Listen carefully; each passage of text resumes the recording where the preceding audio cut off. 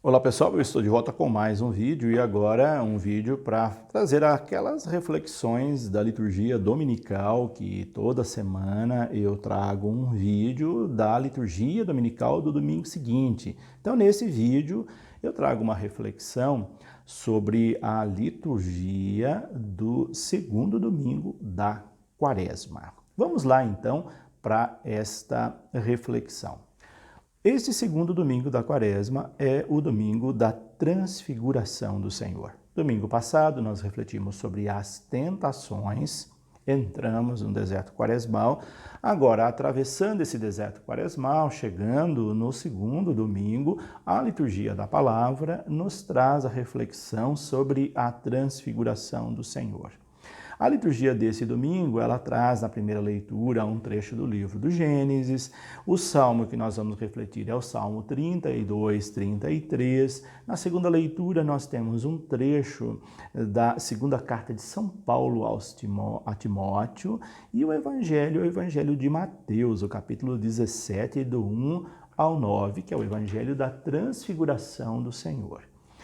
Primeira ideia que essa liturgia nos traz, nos apresenta. A palavra transfiguração significa mudar de figura, significa transformar uma figura, significa transformar uma realidade. Então, o apelo deste domingo é o apelo da transformação da realidade. Isso te diz alguma coisa? Transfiguração, mudança, ou seja, mudança de vida, mudança de uma postura, mudança de procedimentos. Em outras palavras, o tema principal da liturgia desse domingo é o tema da conversão. Lembrando, estamos na Quaresma e o tema da conversão é o tema que perpassa todas as celebrações, porque conversão é o propósito principal da Quaresma. Conversão para nos conduzir rumo à Páscoa do Senhor, que é o que nós estamos fazendo. Então, o tema da liturgia, que é a transfiguração, nos traz propostas de mudança de vida, de transfigurar nossa vida e transfigurar também a realidade, porque uma é consequência da outra. Quando você muda a sua vida para melhor, quando todos mudam a sua vida para melhor, o mundo fica melhor. E isso é o propósito da liturgia deste domingo.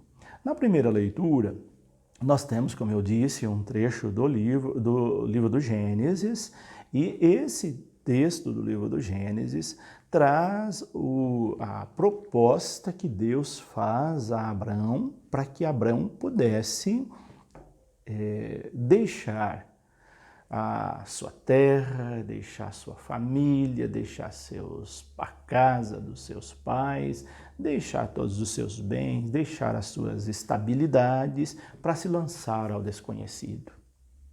Mas não à toa. Ele iria se lançar ao desconhecido com uma promessa de terra e de descendência. Deus prometeu a Abraão que se ele fizesse isso, ele teria terra, que era o sonho dele para a sua família, e teria também uma descendência mais numerosa que as estrelas do céu. Abraão já tinha bastante idade. Imagina uma pessoa lá na curva da vida, com uma proposta dessa, muitos não aceitariam. Mas não é à toa que Abraão é considerado o pai da fé. E ele acreditou plenamente em Deus, que apesar da sua vida já estar praticamente no final, ele está com uma idade já bastante avançada, ele poderia realizar esse grande sonho que ele tinha. E ele se lança ao desconhecido. Então, o trecho dessa leitura do livro do Gênesis mostra a transfiguração na vida de Abraão. Tanto é que ele muda de nome. Abrão, ele passa a se chamar Abraão, que é um nome um pouco maior, e aí ele vai... o texto não diz nesse dia, mas mostra aí a convocação de Deus, transfigurando, mudando a vida de Abraão. Para que isso aconteça, é preciso ter fé. Então, qual é a mensagem que essa leitura traz para nós? Não importa o momento da vida que você esteja vivendo, não importa a sua idade, o que importa é você crer em Deus e saber que Ele pode transformar a sua vida, transformar o mundo, transformar as situações à nossa volta, transfigurar toda a situação. Deus faz a parte dele, nós temos que fazer a nossa parte. Se você cruzar os braços, obviamente não vai acontecer. Deus vai fazer a parte dele, mas vai ficar faltando a sua parte. Deus quis fazer essa mudança, essa transfiguração na vida de Abraão, mas precisou que Abraão acreditasse e se lançasse ao desconhecido. E aí Deus, a promessa de Deus para Abraão foi, olha, eu vou fazer de ti um grande povo e vou te abençoar. Eu vou engrandecer o seu nome, de modo que esse nome se torne uma bênção. E de fato Abraão se tornou uma bênção. Ele é um dos patriarcas, ele é referência no Antigo Testamento, junto com Moisés e Jacó, Isaac e Jacó. Então nós temos ali figuras muito importantes e Abraão é a base de todas essas figuras. E aí o texto encerra dizendo que Deus o abençoaria e abençoaria todas as famílias da terra. E Abraão acreditou, e Abraão se lançou ao desconhecido. E Deus transfigurou a vida de Abraão. Agora vem o salmo que responde essa leitura. Este salmo, que é o Salmo 32, 33, mostra que a palavra de Deus é uma palavra reta. É uma palavra que não volta atrás. Deus é fiel na sua aliança, Deus é fiel na sua promessa, Deus quer o nosso bem, mas nós temos que fazer a nossa parte. Se nós não fizermos a nossa parte, é claro que a gente impossibilita que Deus faça a parte dele. E por isso que um dos versículos vai dizer, Senhor, nós esperamos confiantes, porque Ele é nosso auxílio e proteção. Então nós temos que esperar confiante em Deus. Essa espera aqui não é uma espera passiva, é uma espera ativa, é uma espera daquele que faz acontecer, é uma espera daqueles que confiam plenamente em Deus. E assim, essa leitura nos mostra a transfiguração também a partir da confiança que nós devemos ter em Deus. E na segunda leitura, nós temos um trecho que é um trecho da segunda carta de São Paulo a Timóteo. E nesta segunda leitura, onde é que está a transfiguração, a transformação, a mudança? Aqui é um texto extremamente teológico. É a teologia da cruz presente nesse texto de um Deus que transforma a própria morte. Ele vai dizer no finalzinho da leitura, essa graça foi revelada agora pela manifestação de nosso Salvador Jesus Cristo. Ele não só destruiu a morte, como também fez brilhar a vida e a imortalidade. Deus que destrói a morte, que transfigura a morte em vida. É o exemplo que nós encontramos na cruz de Cristo. A cruz é o sinal da morte transformada em vida, da transfiguração da morte. Veja a grandeza de Deus, Deus que consegue transfigurar a morte. E é o que nós vemos nessa carta a Timóteo de Paulo. E o Evangelho, que é o Evangelho próprio da transfiguração, vale lembrar que esse tema é tão importante na igreja que no dia 6 de agosto nós temos uma liturgia dedicada à transfiguração do Senhor. Então, nessa data, nós celebramos especificamente a transfiguração do Senhor, dia 6 de agosto. Mas ela vem nesse segundo domingo da Quaresma também, porque é um tema muito importante para a nossa reflexão. Bom, só recapitulando rapidamente esse texto, o texto que mostra Jesus que chama 3 dos seus discípulos, Pedro, Tiago e João, e o leva ao alto de uma montanha e lá se transfigura diante deles. Jesus muda de figura e o seu rosto fica um rosto branco, brilhante. Ele se revela a sua face divina. Até então, os discípulos tinham junto com eles o Jesus humano, a sua dimensão humana. Talvez eles tivessem uma dificuldade enorme de perceber que Jesus, além de humano, é também divino. Por isso, então, a necessidade dele levar Jesus, levar os discípulos no alto de uma montanha e lá se transfigurar diante dele e revelar o seu rosto divino. Quantas vezes na nossa vida nós também precisamos que Deus nos dê um chacoalhão para a gente perceber, olha, você não está sozinho, eu estou contigo, não tenha medo, siga em frente a sua missão, enfrente os obstáculos.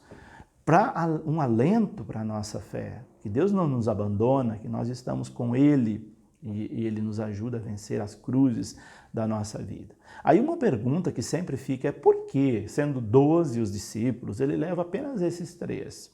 Uma das explicações é que talvez fossem esses 3 os que tivessem mais dificuldade de entender o projeto de Jesus. Ou então, porque esses 3 seriam, dentre os demais, aqueles aos quais Jesus iria confiar tamanha responsabilidade, uma grande responsabilidade de serem os principais continuadores da sua missão. A primeira proposta, a primeira sugestão de interpretação é que, por exemplo, Pedro tinha uma dificuldade enorme de entender o projeto de Jesus. São várias as passagens bíblicas que mostram Pedro com uma resistência em entender o projeto de Jesus. Como muitos de nós que às vezes queremos desviar da cruz, queremos desviar Jesus da cruz, que preferimos muito mais o Jesus glorioso do que o Jesus sofredor. E para chegar à glória, é preciso passar pela cruz. Essa é a dinâmica da teologia de Jesus. Não tem como chegar à glória se você não passar pela cruz. Quem foge da cruz nunca vai chegar à glória, porque o caminho da glória é o caminho da cruz. E aí os discípulos tinham dificuldade de entender. Então, vamos lá em alguns pontos que mostram essa dificuldade. Pedro, por exemplo. Pedro, uma pessoa boníssima, uma pessoa que Jesus contava com ele, mas ele tinha dificuldade de entender o projeto de Jesus. Lembram do evangelho em que Jesus lava os pés dos discípulos, que nós vamos ler na Quinta-feira Santa? Quando Jesus dá aquela grande catequese, que ele levanta da mesa, tira um manto, coloca o avental, se ajoelha e vai lavar os pés dos discípulos, ensinando que eles deveriam fazer o mesmo, lavar, se curvar diante uns dos outros para servir, porque todo aquele que for seu discípulo precisa servir. Se não servir, não serve para ser seu discípulo. Ele então tem resistência e vai dizer, olha, você não vai lavar os meus pés. Sabe por que Pedro não queria que Jesus lavasse os seus pés? Porque Pedro tinha aquela mentalidade hierárquica. Ele era o mestre, ele era o senhor, então quem deveria lavar os seus pés eram os seus súditos, ou melhor, os seus servos, os subalternos, os menores que ele. Aquilo que a sociedade costuma fazer, e naquele tempo não era diferente. Naquele tempo você via quem é que lavava os pés, eram os servos, os escravos. Jesus se coloca numa condição de escravo, de servo, para dar uma lição para eles. Vocês querem ser meu discípulo, então vocês precisam aprender a lavar os pés uns dos outros. Mas Pedro não entendeu. Pedro disse, não, você não vai lavar os meus pés. E aí precisou Jesus ser muito firme com ele, dizendo, não, se eu não te lavar os pés, sinto muito, mas você não tem parte comigo, porque você não aprendeu a lição básica do seguimento. E aí Pedro queria tanto fazer parte da companhia de Jesus, estar com ele, que ele disse, então não lava só os meus pés, me lavem o corpo todo. Jesus disse, não. Que já tomou banho não precisa lavar. Não é esse o sentido, não é o sentido de purificação, não é um rito de purificação, é um gesto de serviço. Então ele mostra isso para Pedro. Pedro teve dificuldade então de entender. Outro momento também que nós vamos ver Pedro, no momento que Jesus mais precisava, negou dele. Outro momento é quando Jesus falou que ia sofrer muito para chegar a Jerusalém, ser perseguido, morto. Ele disse, não, isso não pode acontecer com você. Ele queria desviar Jesus da cruz, ou seja, Pedro tinha uma dificuldade grande. Então precisou Jesus se transfigurar diante dele para mostrar para ele que ali estava Deus e não simplesmente um ser humano. Então essa é uma das explicações. A outra, claro, é que Pedro receberia uma responsabilidade gigantesca de ser a pedra fundamental da igreja. Então ele precisava ter a convicção de que Jesus era verdadeiramente o Messias. E ali então ele revela isso e o próprio Deus vai dizer para ele, esse é meu filho amado, escutai, obedeça, faça o que ele pedir. E João e Tiago, por que foram? Bom, uma explicação é que João e Tiago são os filhos de Zebedeu, aquele em que a mãe, com todo o desejo de mãe, queria que quando eles estivesse na glória, eles tivessem um lugar direito e à esquerda de Jesus. Só que a gente não pode seguir Jesus com segundas intenções, querendo lugar de privilégio, lugar de destaque. Esse não deve ser o objetivo de nós seguirmos Jesus. Então a vida desses dois precisava também ser transfigurada, ser mudada, e eles precisavam entender a dinâmica de Jesus. Então talvez por isso Jesus o tenha levado até o alto dessa montanha para dizer para eles que eles precisavam ter sua vida transfigurada, mudada e entender o projeto. Então assim nós vemos que Jesus se transfigura diante deles, vemos a presença aí da lei dos profetas, na figura de Elias e de Moisés, presente ali. Vemos Pedro mais uma vez querendo se acomodar, armar suas tendas, e Jesus diz, não, agora que você sabe que eu sou Deus, você não pode se parar. Armar sua tenda significa você se estabilizar, se acomodar. Eu não quero discípulo acomodado. Vocês têm que descer e continuar agora a missão com mais força ainda. E a presença de Deus ali dizendo para eles, esse é meu filho amado, escutai-o, nele eu pus todo o meu agrado, coloque também o agrado de vocês nele, escute-o. Eu penso que depois dessa liturgia, a gente tem que voltar para casa como voltaram Pedro, Tiago e João, com a convicção de que Deus, Jesus, Deus, segunda pessoa da Trindade, está no meio de nós, nos fortalece, para nós também transfigurarmos muitas realidades à nossa volta, transfigurar a nossa vida, porque se nós não transfigurarmos nossa vida, não mudarmos de vida, não nos convertermos, nós não teremos condições de transfigurar vida alguma, realidade alguma. Por isso, então, nós precisamos nos converter, mudar nossa vida, mudar nossa maneira, às vezes, tão pequena de pensar, para poder também mudar a vida de outras pessoas, transfigurar muitas realidades. Esse é o apelo da Quaresma, esse é o apelo da conversão, esse é o apelo deste segundo domingo da Quaresma. Transfiguração do Senhor, transfiguração da nossa vida, transfiguração das realidades do mundo, conversão. Por hoje é isso. Deixo aqui o meu abraço, deixo também a minha bênção e até o nosso próximo vídeo. Que Deus os abençoe em nome do Pai, do Filho e do Espírito Santo.